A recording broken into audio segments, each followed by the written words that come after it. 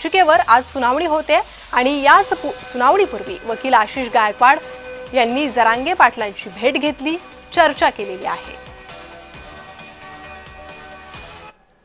एक महत्त्वाची बातमी आहे, मंत्रिमंडळ उपसमितीच्या बैठकीला आता सुरुवात झालेली आहे।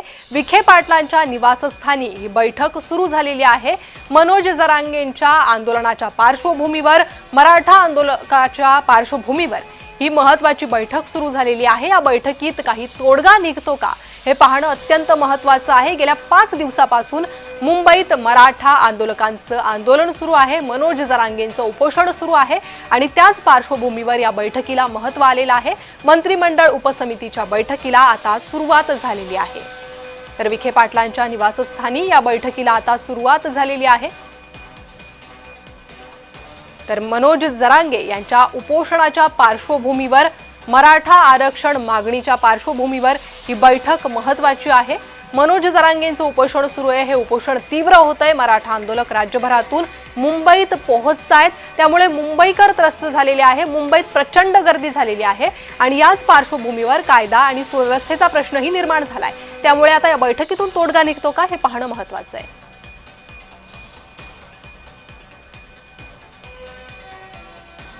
तर मंत्रिमंडळ उपसमितीच्या बैठकीला सुरुवात झालेली आहे। विखे पाटलांच्या निवासस्थानी ही बैठक सुरू आहे। तर विशेष पोलीस महानिरीक्षक मनोज कुमार शर्मा विखे पाटील यांच्या भेटीसाठी पोहोचले।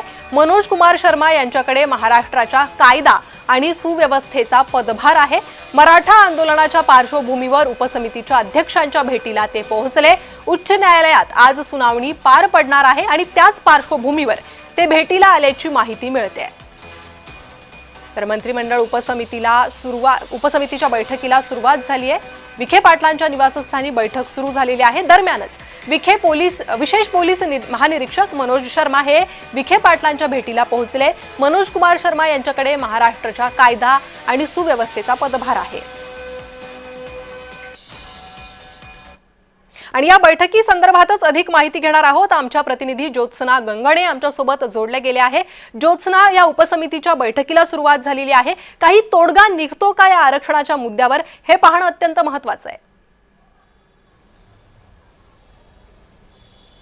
अगदी बरोबर आहे, कारण मराठा उपसमितीच्या बैठकीमध्ये सर्वात महत्त्वाच्या 2 विषयांवरती चर्चा होणार आहे। ते म्हणजे जरांगे पाटील यांची जी मागणी आहे की सरसकट मराठ्यांना कुणबीचं प्रमाणपत्र द्या, तर त्याच्यावरती राज्य सरकार असो किंवा शिंदे समिती असो त्यांची स्क्रुटिनी चालूच आहे। मात्र आता या स्क्रुटिनीमध्ये थोडाफार बदल करण्याची शक्यता जी आहे त्याबाबत या बैठकीमध्ये चर्चा होतीये। त्यामध्ये सगळ्यात महत्त्वाचं म्हणजे गाव पातळीवरती जी आहे ती मराठा स्क्रुटिनी समिती, म्हणजे जिथे आपल्याला बघू शकतो की गाव पातळीवरती कुणबी दाखले कोणाला देता येईल याबाबतची आहे चर्चा करण्यात येईल।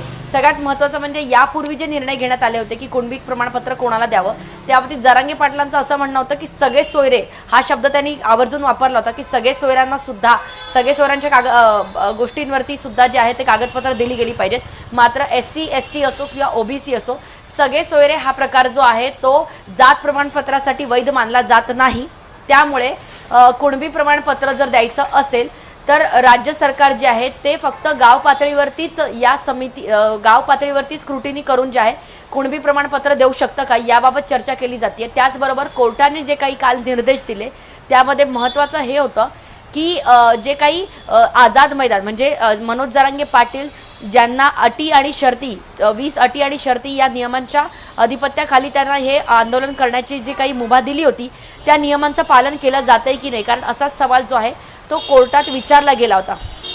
त्याचबरोबर आपण तिसरी बाजू ही पण बघतोय की कोर्टामध्ये आज जो आहे तो दुसऱ्यांदा ही सुनावणी होणार आहे। या सुनावणीमध्ये कोर्ट नेमकं काय निर्णय देत आहे, कारण आझाद मैदानाच्या बाहेर असलेली गर्दी, नो पार्किंगच्या गाड्या किंवा दक्षिण मुंबईमध्ये जो काही आपल्याला एक ट्रॅफिक जॅम, सार्वजनिक वाहन याला जो काही त्रास पाहायला मिळाला त्याबाबत सुद्धा कोर्टाने विचारणा केलेली आहे। त्याच्यामुळे कुठेतरी राज्य सरकारला कोर्टाने ज्यावेळेस हे विचारलं की आंदोलन करू शकत नाही का आणि पाणी आणि अन्न याची व्यवस्था का बंद करण्यात आली, असे सवाल राज्य सरकारला सुद्धा विचारले होते। त्यामुळे मराठा उपसमितीच्या बैठकीमध्ये आंदोलनकर्त्यांना कसा त्रास होणार नाही, त्यांचा आंदोलनाच्या त्यांच्या मागण्या आणि राज्य सरकारने म्हणजेच मराठा उपसमितीने आतापर्यंत काय काय कामगिरी केली याचं एक जे आहे ते यामध्ये चर्चा केली जाईल। आणि त्याचबरोबर नवीन GR हा एक खूप महत्त्वाचा मुद्दा आहे की आजच्या मराठा उपसमितीच्या बैठकीमध्ये नवीन GR काढण्याची शक्यता आहे। या नवीन GR मध्ये नेमकं काय जे आहे ते सरकार सामील करू इच्छितं हे याकडे सर्वांचं लक्ष असेल।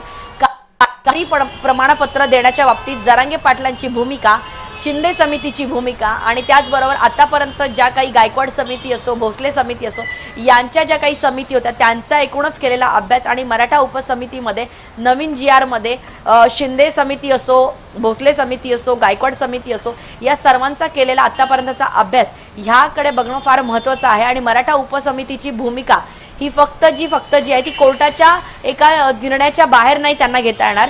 फक्त राज्य सरकारने किंवा मराठा उपसमितीने आतापर्यंत कुठल्या कुठल्या गोष्टींचा अभ्यास केलेला आहे, आतापर्यंत किती मराठा समाजाला जे आहे ते कुणबी प्रमाणपत्र दिलेलं आहे, या प्रकारची पडताळणी करण्यात येईल। आणि त्याचबरोबर आपण बघतोय की जे हैदराबाद गॅजेट आहे ज्याचा वारंवार उच्चार केला जातोय, वारंवार त्याचे दाखले दिले जात आहेत की हैदराबाद गॅजेटचे किती कागदपत्र या सरकारकडे आहेत आणि हैदराबाद गॅजेटची कोणती कागदपत्र ग्राह्य धरली जातील। कारण आपण बघतो की मराठा समाजामध्ये पण जे आहे ते कोकणी भागामध्ये राहणारा मराठा समाज असो किंवा पश्चिम भागामध्ये राहणारा मराठा समाज असो, त्यांना त्यांच्या जरांगे पाटलांना बरोबर ज्योत्सना, आणि तुम्ही म्हणताय त्यानुसारच या बैठकीत या संदर्भात चर्चा होऊ शकते। अधिक अपडेट तुमच्याकडनं घेत राहू। तुर्तास धन्यवाद या सविस्तर माहितीसाठी।